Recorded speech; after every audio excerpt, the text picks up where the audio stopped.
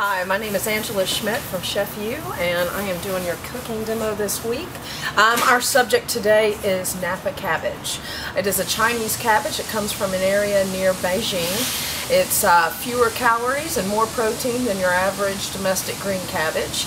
There's a myriad of things you can do with it, really. You can use it to make cabbage rolls.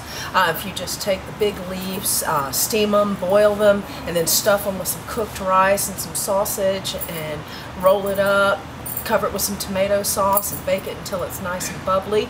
You could also make like little fun spring rolls with it. You take the big leaves, you cut out the white center part, cut it into strips, and you can stuff them, like take some Asian noodles, some cooked shrimp, and maybe some fresh basil, and you just kind of roll those up. You can even tie them with a chive if you're over ambitious, and makes a nice little treat. And make a really nice little dipping sauce with some fish sauce, some soy, and maybe some fresh chives. Really and truly makes great stir fries. Obviously you can substitute it anywhere you use lettuce, like tacos for instance. Makes a nice little subtle kind of crunchy green for that. But today what I'm going to show you is actually a quick kimchi. For those of you who don't know, kimchi is a fermented cabbage, famous in Korea. Today we're going to use some new elements, some new ingredients that you may not have been familiar with before. First off, we are going to use some rice vinegar. This is obviously a rice vinegar. It's a little milder than most of the vinegars you're accustomed to, which is why it's really nice in a lot of Asian. It'll just give you a little bit of brightness, a little bit of acid. This is fish sauce. And this is kind of a little known, or an unknown secret of Asian cuisine. It just adds a little bit of flavor to everything. I put it in almost anything I do Asian. So that's fish sauce. And then we have sambal olik. This one, it comes from Thailand, and it's a garlic chili paste. And pretty much most Asian companies have some version of this.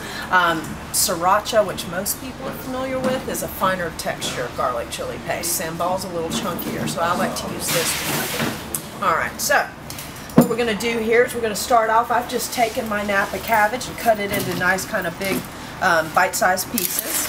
Alright, and I'd say there's probably 3 or 4 cups here. I've washed it, obviously. Just tile dry it a little bit. Get that going, okay?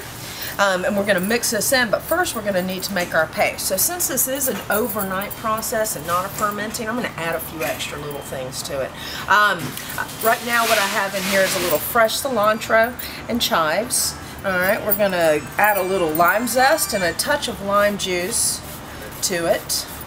There we go.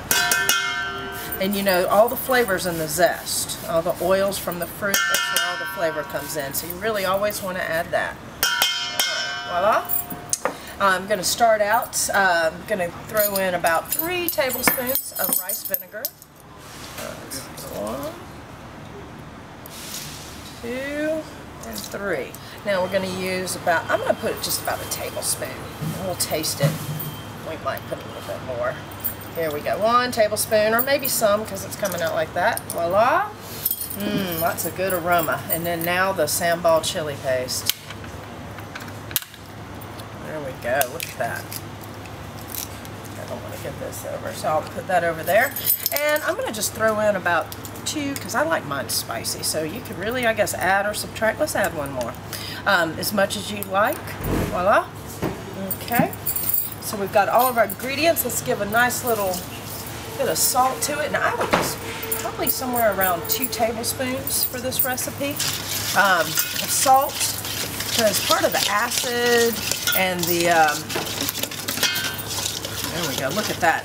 Part of the acid and the salt, that's all going to contribute to a really nice flavor in our kimchi. Alright, so you've got this nice little paste. And just go ahead and mix in some of your cabbage. I'm just going to mix this with my hands.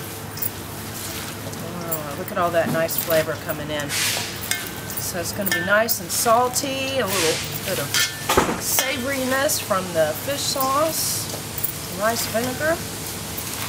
And basically what you're going to do is set this in the refrigerator, and I'm going to put it in a plastic container. So whenever you're dealing with acids and you're wanting something to sit, I always put it in something plastic. so that there's no reaction and you don't get any kind of metallic taste. Alright, there we go. So we're good and mixed up. Looks really tasty. Like I said, put this in the refrigerator, chill it overnight, and you'll have a nice little Korean punch in your salad tomorrow. Alright, thank you guys so much, and I hope you enjoy.